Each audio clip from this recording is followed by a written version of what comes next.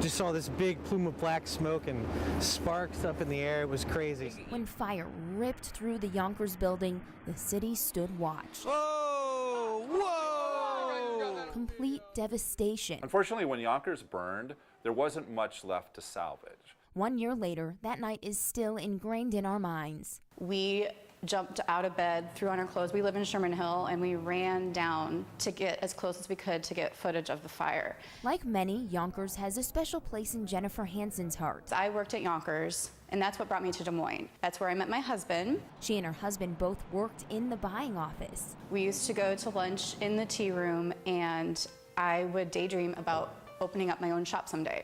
The buying office closing in 2003 was a blessing for Hansen because that made way for Eden, her very own store in the East Village. Carrying soaps that smell like roses, candles that fill the room with fragrance, plus a few pieces of Younkers history. We got there early. We were like 3 people deep and ran up to the 5th floor and claimed these 2. Hansen sits behind the tea room's actual checkout counter every single day, and she gets to stare up at Younkers' grand chandelier. They've been here since Younkers' tag sale after the store closed. And then with the fire, it's even more special. Now, Virginia Wheeler knows a different Younkers, not that slow decline before closing its doors for good, but the Younkers that thrived. The one where her family worked for many years. Her aunt during World War I, her mom worked there, her husband too. When I had my first child, taking the baby down there to show it off to all the people that he worked with. 30 years after her husband died, Wheeler still remembers when she fell in love at first sight. And I thought it was just the end. Earning $145 a month, he worked here for years.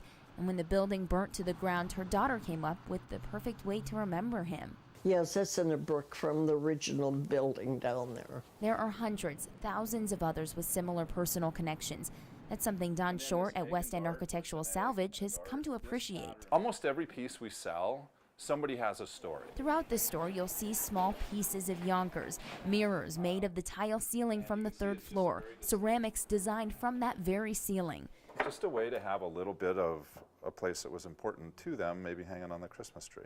And terracotta stone from the face of the building. So it keeps the Younkers memory kind of alive. You'll spot his pieces throughout the city, in restaurants, in homes.